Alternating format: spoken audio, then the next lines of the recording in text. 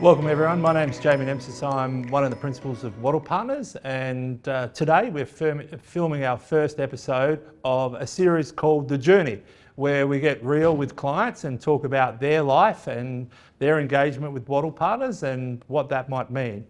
My first guests are Peter and Carole Lamont. Welcome guys. Thank you, Jamie. So Peter and Carole, been clients for a long time now, I think 2001-ish. You were 3 years from retirement. I got a call in the middle of the day. I think, Peter, you were picking up your dry cleaning. Lots of rain coming down in a place called Concord. I don't even know where Concord is. But from there, you retired north to Broken Head, just outside Byron Bay, and built your dream house and did everything you wanted to do. And we're told about the glorious things around retirement, and you've recently, what we call stage two, entered stage two, where you've downsized, sold your dream house and moved to Ballina, and thinking about what that means, closer to facilities and hospitals and airports. So welcome to this open conversation about the journey you've been on, and hopefully sharing some ideas and some learnings through what is retirement. Thank you, Jamie. Thank you, Jamie. Yeah, no problem.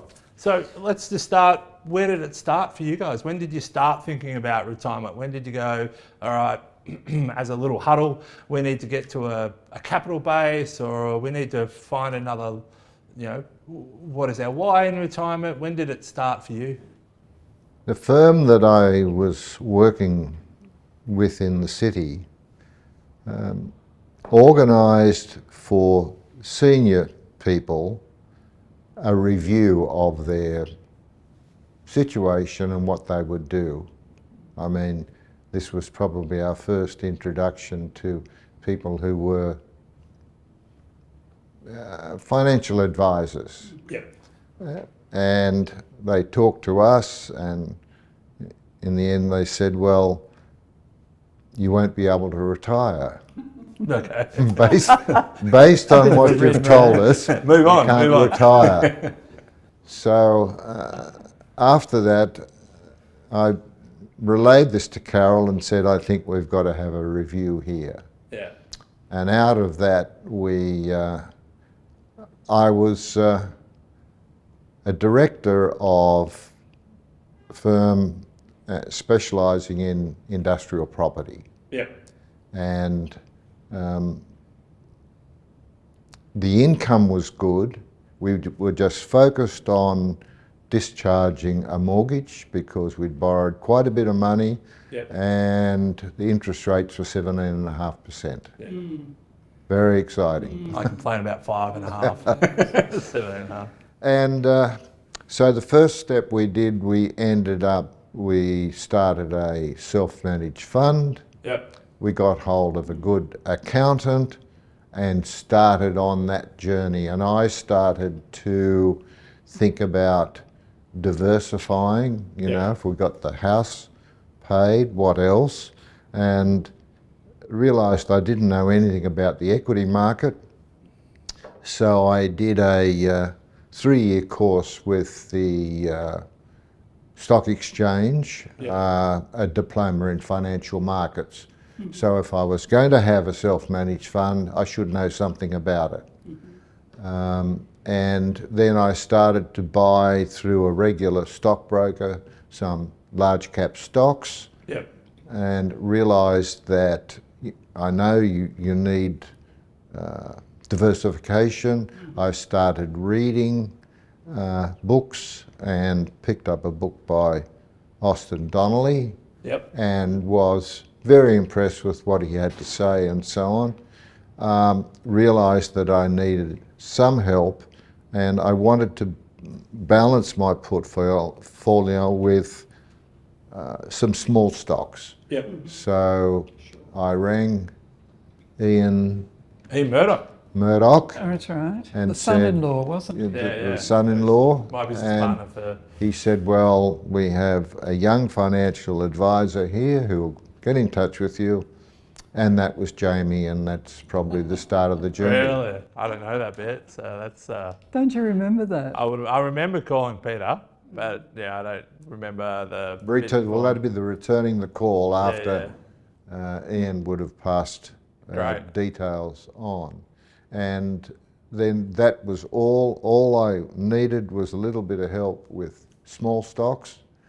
And over time, rationalised this system by getting it streamlined, and it's a long and complicated journey, but to where we are today with Wattle providing all the advice. We have a Sydney-based accountant, and we have a long-term association with a lawyer who's provided us with some estate planning, and now we're working out how to check for stage 2, whatever that is. Well, one quite big thing for us was the legislation changed and allowed an increased benefits limit. Was that what it was? So that's right, yeah. And fairly quickly, Peter was able to track his employment history, weren't you? Payment history. The group certificates. The group certificates, that was critical. And that allowed us to put much more into our super fund. That's right. They were Then when we things called started. transitional RBLs. Yeah. Oh, okay, that's right. Before Smarter yes. Super. Yes. And so strategy is always really important when you get to Yes. retirement, isn't it? What does it look like? How do you maximise? And we were able to maximise a lot of the capital you had into a Yes. tax-free structure, which obviously makes investing a lot easier if you're not paying tax. You can Yes. take less risk and get more returns. So strategy was really important. Probably even more important back then when there was so many rules. There were so many changes Sure. to the legislation Yeah. as they rolled through, and they made it on the run, which allowed, if you had surplus capital, you could move it into super, and that was our whole thing, is really invest as much as we could through that accumulation phase. Yep. Yeah, and so that was my specialty back then. And then Smarter Super came along and changed all the rules. So, my expertise went away, but, I think strategy is really important. And then I think our journey was to put back then, or even now it's called financial plan, but a strategy, how are we going to allocate these assets and what does it look like? And it takes time, it's that was generated over many years. So tell us about retirement. What did that mean from going from full-time employed or pretty much running your own business and then moving north? Did you have any problems trying to find your why? We talk about why in retirement. There was a big move. You moved, it was 10 hours north into a place that didn't have your home and you needed to build your home, and it was, I've been to your house up there. It was a pretty special place, but did you have any transition issues from going from full-time work to being retired? The main driver was I felt that both Carole and I had some health issues, and felt that we really had accumulated enough assets to fund our retirement if we looked after them. And I felt that the risk of remaining in the city, you'd get drawn, because at this stage I was working as a consultant just with a colleague, and that was a very successful period.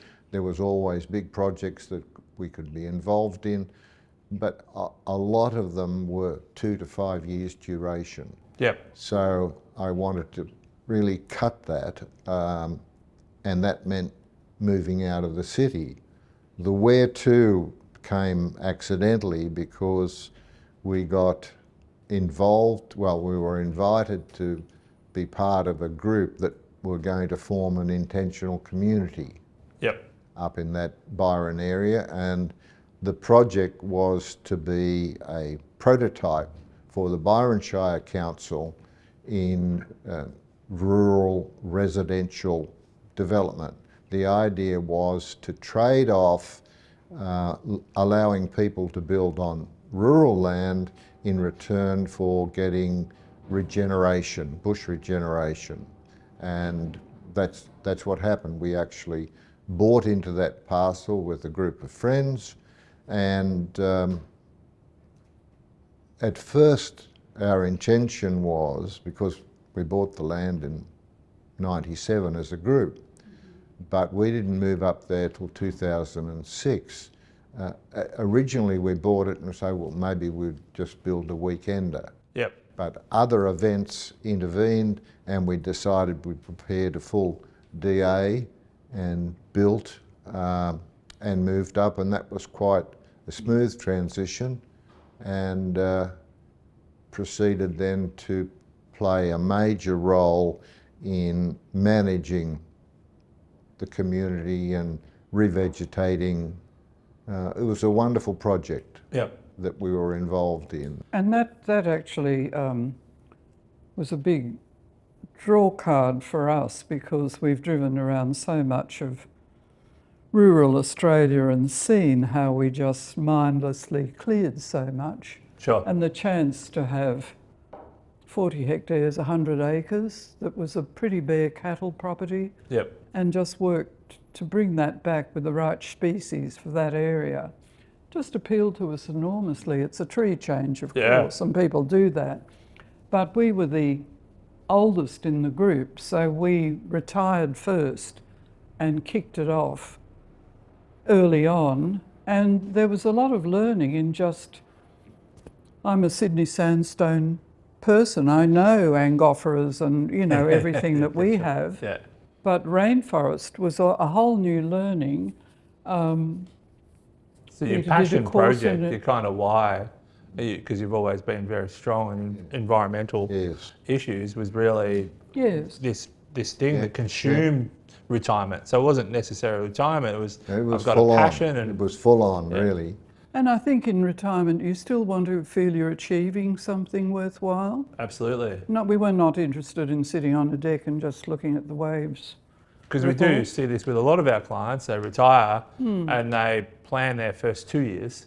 So I know that would be a trip to Europe, and that would be a caravan and a trip around Australia. Yes. And then the kind of bucket list is more or less empty. Yes. And then they go, well, okay, I'm 2 years into a 30-year journey in retirement. What does it mean? Yes. Where your project was kind of everlasting, right? It's Well, the government introduced a works test.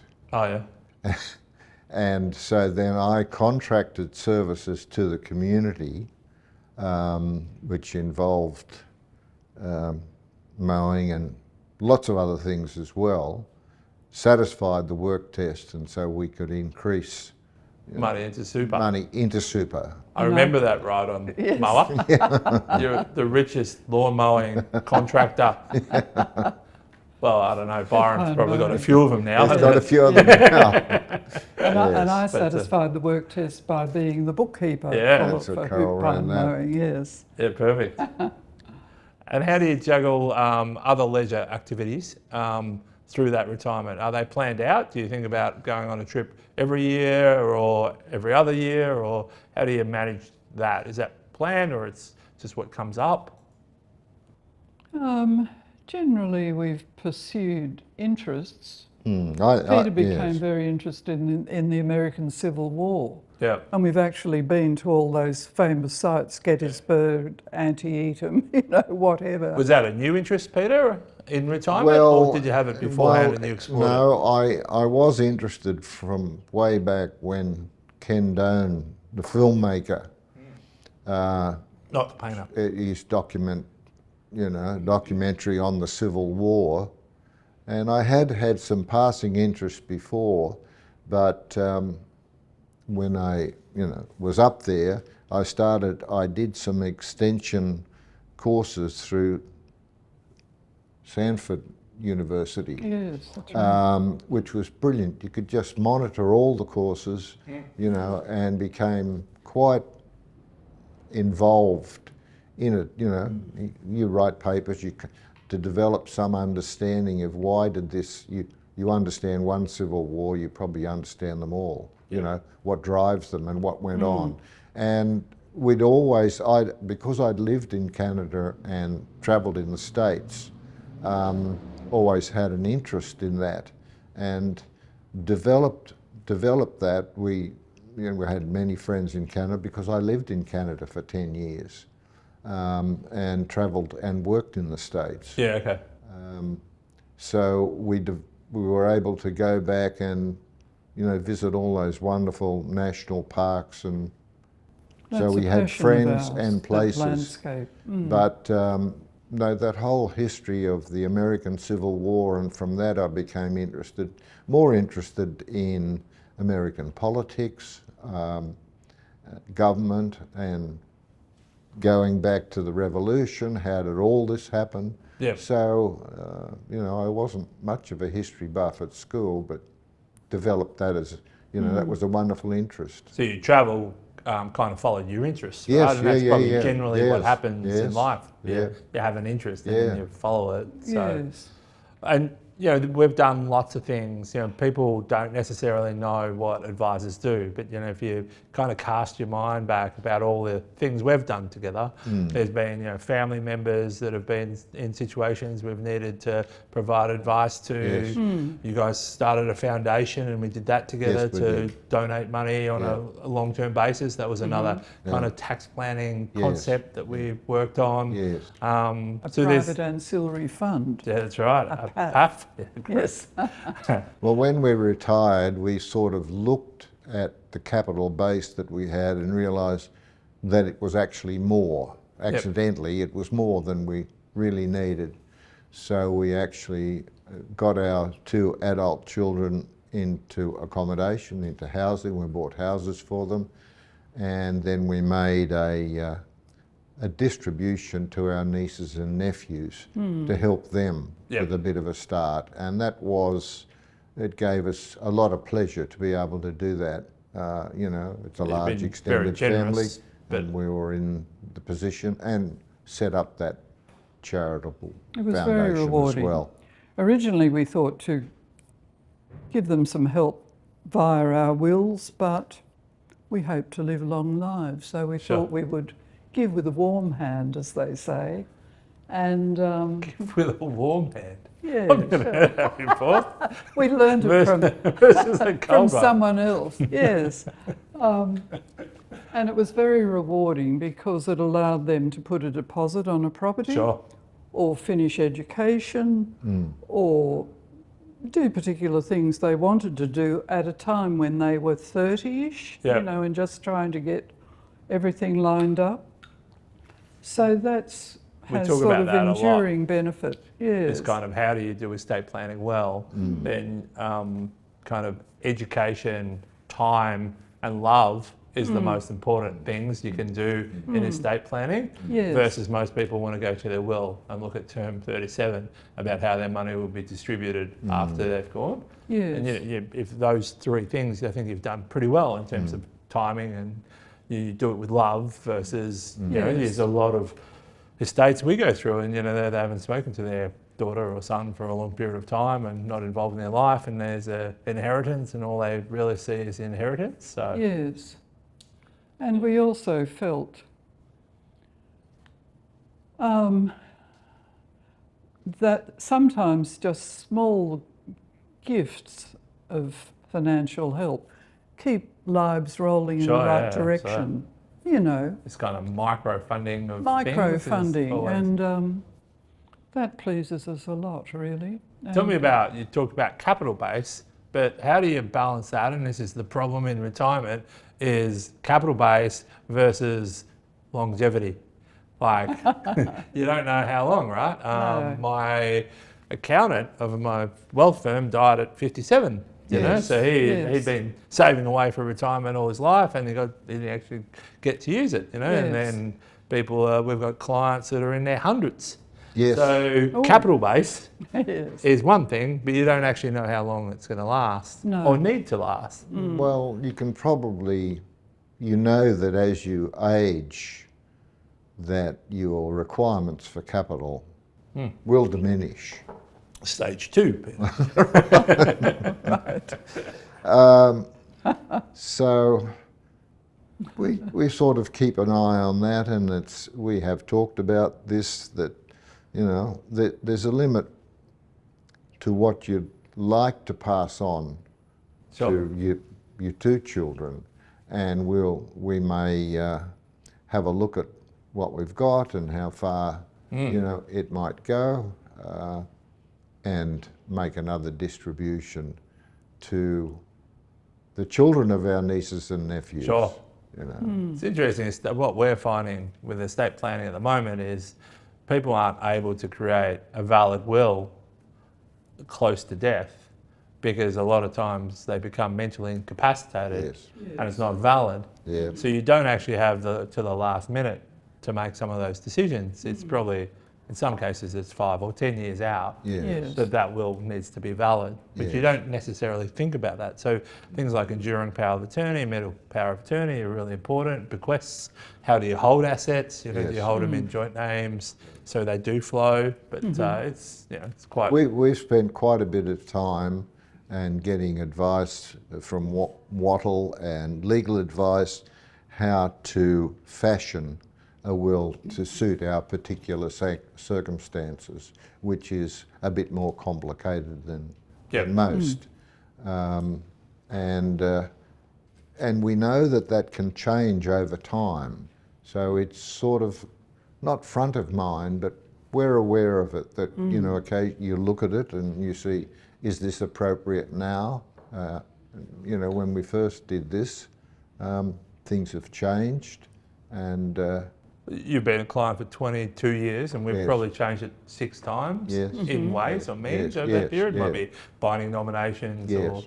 companies or, but it's Yes. changed. It's a kind of living document. we've tended to look now to simplify things.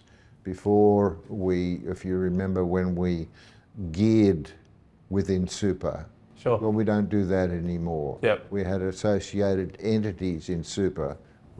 Yep. They're gone, you know, and we'll wind up our private foundation in 2 or 3 years, because that becomes, Yep. you know, you don't want to get to your mid-80s and Sure. have too much going on. You've got to simplify life a bit. So we're aware that those things have got to change, and circumstances can So- change as we go. What about hiccups through that journey? What have you seen as things you go, oh, Well, our wish I knew more? health hiccups Health have is been key. Yep. both for ourselves and for our children too. Yep. Our 2 children, we're a blended family. So my daughter and Carole's son have both had health issues Yep. that have required, you know. And what about tips and traps for the budding 60-year-old that's about to go into stage 1 of retirement? What tips would you have for people? Well, the first thing, I'm always wary about people who say, I'm going to get into the stock market and I'm going to do my own research. Yeah. And I go, oh, you know, you see how complex the investment market has become now. And that I see how much it's changed from just buying a few, you know, buy Telstra and buy the banks and Sure. so on and leave that. It's become more difficult now, and one person just can't. You know, you could spend your lifetime studying BHP and not get it right. You've got whole, you know, investment firms just focusing on one stock and they can't get it right. That's You right. know, so we've learnt that, and that's where Wattle has been very good for us, because we see it's diversified. We can generally sort of follow the advice, but it's always in line, because we do see the benefit of your group of clients. We all share the same issues really, and want the same things. So, you know, moving us into more income producing, moving away from a bit of a risk profile point of view, many others. So you're talking to a lot of Peter and Caroles with all the time. So absolutely. you hear the same But thing. you've been quite active with the advice too, right? So we would put ideas to you, Yes. and you would go, well, what about left Yeah, rather than yeah, right? yeah, And yeah, there was yeah, always a yeah, flavour yeah. of Peter and Carole Yeah. and the portfolios Yeah. for the 20 years. So I Yeah, think that's yeah. really important, the ability Yes. to tailor Yeah. and the ability to, concentrate on your environmental interests or Civil War interests and know that, we're all still doing our thing, and then you can Yes. come back involved at periods, and I think that works pretty well. But I don't spend the time now poring over financial reports Sure. and so I on. remember when you used to. Page 52, Jamie, 7th paragraph. What do you mean by that? Carole would pick my spelling mistake up, which she still does. But any other tips for people? Sounds like have a passion in retirement's really important, which you guys Yes. have done, and kind of. Yes. But you'll need advice. You need good advice. You need, depending on how you're going to handle it, you'll need legal advice. You'll need accounting advice, and we've managed to streamline those. Sure. So that we say to our accountant, Wattle will provide you with all the reports that you need. Yes. You can rely on those for tax purposes. You Yep. don't need to reinvent that. That reduces our fees with our accountant. Great. And the systems that you've put in place for buying and selling stocks and so on have reduced, The administration. having a mainstream stockbroker And you've got, a couple of professionals that we've worked really well with, and Yes. that's the only time we've worked with them. So Yes. you don't necessarily need a tight group of professionals that always work together. The Yeah. professionals should Yeah. be able to work with each They other. work, yes. So, and the other thing is that choose your advisors carefully. Yeah, Not just necessarily a family friend, or Bill's run the accounting firm for many years, and Dad worked with Bill, and he'll look after things, and he's got some private investment opportunities. All of that is. And the other thing, of course, I realised very early on that we wanted a firm that didn't earn commissions based on their sure. On their advice. advice. I mean, Austin was Yeah. kind of the first He in was the first in that. 1971. He was a fee-for-service independent Yep. dealer's license number 1 Yeah. Yes. in Queensland. So he kind of taught us. There's a lot more. I think the industry has professionalised, It especially has. over that It has. 20 years. There's a lot more Yes. good firms that we see. Picking one of the things that we talk about 3 stages of retirement. Stage 1, which advisors do provide a lot of benefit, is if something happened to either of you, especially Yes. Peter through the journey, and we're kind of the third wheel into that. And the truth is, a lot of clients don't get through that stage 1 without one member either passing on or Yes. going into a home, Yes. or Yes. doing so. We provide that stability as well. Yes. You haven't needed it, but the peace of mind has always probably been there, Carole and Yes. Peter. If something happens, Absolutely. you can get us Yes. on the phone and we'll help with whatever. Yes. Because we probably know as much about your assets as you do. Yeah. So, It's helped enormously, the personal involvement, the feeling that you are interested in what's going on in our lives and keep tabs on that too. yeah. So you're, aware of Well, it was any that hiccups was before they might that's happen. what prompted us to move from a beautiful property where we'd lived for nearly 17 years and built a beautiful home, that we realised that if something happened to one of us, Yeah. you both have to drive. Sure. It was a lot of work, and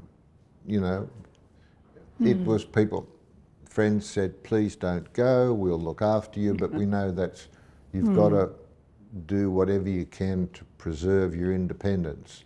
So moving turned out to be a bit of a saga, but we bought a place in Ballina on a 1/4 acre block. You do love a project though, Peter. And well, yes, and we thought, well, we just do a simple extension and Sure. modernise it a bit, but that turned out to be very problematic because the house was the 1950s, very well built, but it had asbestos, the tiles were shot, and in the end we either had to do very little to it or demolish it if we really wanted to do a proper renovation. So because we were in an area that allowed for medium density, we had a large block of land we built at the back. Yeah, okay. And that's a retirement home that good for us. We can get in and out of town. We can walk to town in less than 10 minutes. Sure. It's flat, it's level, you know, and it's living in a neighbourhood, and we've lost something by moving from where we were, but we've probably gained a lot for stage Well, two. we're motivated to maintain independence as we age. Sure. So that if we do have to think, what if it is just one of us? Yep. How would that work? And Purpose building is kind of making sure you get what you want as well. Yes. There's a lot of houses that aren't necessarily built for that. Yes. So, no. So we've tried to think of that. The front cottage is a lovely house. Sure. A couple could live in that Yep. and sort of help us Yep. with meals or care if we needed that. Sure. So we slightly have that in mind. At the moment it's used regularly by friends and family as a place to stay, and we like that because we have a constant flow of visitors. Sure. And I think that's what you want too. You Yeah. still want contact Contact with everyone people, that you stay care active, about. Yes, yes, be in the community. yes. So that seems to be working well. But you do have to think creatively about what works for you as individuals, because there's a lot of ads out there telling you things that may not be your thing. Sure. You've got to keep a clear head, I think. Find your niche. Yes, but we are privileged to live to the age we are, but also to have financial resources as we do, to have quite a lot of choice Yeah. in the It's matter. optionality, isn't it? So, Yes, Yeah. so we do travel. We'll go to Antarctica in February. Great. Sounds fantastic. We're doing it while we can. Yeah. We're saving Australia up for our old age. You're extending stage one. I really like it. It's all about stage one. Peter, Carole, thank you for your time and being our first guests on this new series. Enjoy being your advisor. I feel really privileged being your advisor for that period of time, and really enjoyed it. Thanks very much. All Thank right, you, thank you, Jamie, Jamie. for all your We've support. appreciated all the support over quite a while. Yeah, thank you. Cheers.